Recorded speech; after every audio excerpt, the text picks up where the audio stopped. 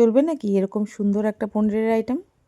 অসাধারণ হয় এই পনিরটা, একবার ট্রাই করে দেখুন না। প্যানে দিয়ে দিচ্ছি সামান্য তেল, তাতে জিরে, লবঙ্গ, একটা এলাচ আর 2 টুকরো দারচিনি আর একটুখানি গোটা ধনে দিয়ে দিলাম ফোড়নে।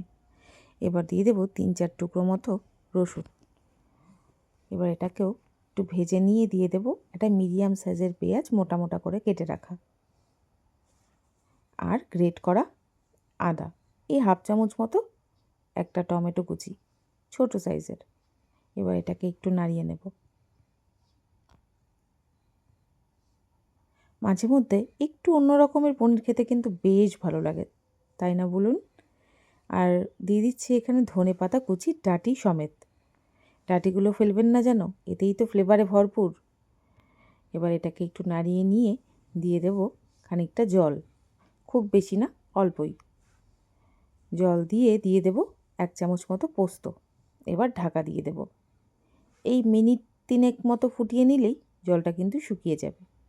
এবার নামিয়ে এটাকে কিন্তু ঠান্ডা করে নিতে হবে পুরোপুরিভাবে। এবার প্যানে আবার খানিকটা তেল দিয়ে দেব, আর দেব 1/2 চামচ মতো ঘি। চাইলে বাটারও দিতে পারেন, কোনো অসুবিধে নেই। হাতের কাছে ঘি ছিল তাই ঘি দিয়ে দিয়েছি। নিয়ে দিচ্ছি পনির। এবার পনির দিয়ে দিচ্ছি 200 গ্রাম মতো। পনিরটাকে হালকা আঁচে ভেজে নেব, গায়ে রং ধরানোর কোনো দরকার নেই। পনিরটা ভাজা হয়ে গেলে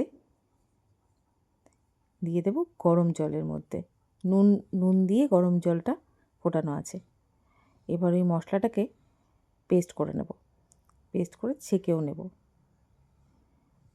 কিছুই না, ছেঁকে নিলে খুব স্মুথ হয় গ্রেভিটা, এই আর কি। আর এগুলো সোজা ডাস্টবিনে। প্যানে আবার একটা শুকনো লঙ্কা আর একটু জিরে ফোড়ন দিয়ে দিচ্ছি।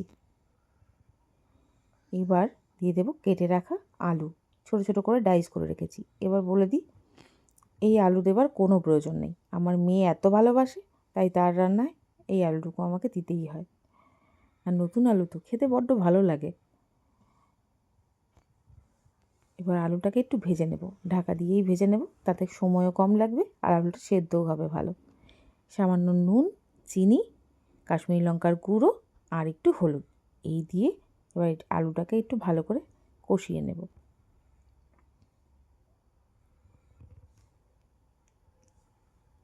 আলুটা একটু কষে গেলেই দিয়ে দেব ওই যে ছেঁকে রাখা পেস্ট করা মশলাটা, সেটা। এবার এটাকে ভালো করে কষতে দেব, একটু নাড়িয়ে নেব মশলার সঙ্গে। তারপরেই ঢাকনা চাপা দিয়ে এটাকে কষতে দেব। ঢাকনা চাপা না দিলে বড্ড ছেটে, তাই ঢাকনা চাপা দিয়ে দিয়েছি। মশলা কষে গেলে দিয়ে দেব পনিরগুলো, জল থেকে ছেঁকে। একটু আধটু জল চলে গেলেও কোনো অসুবিধা নেই।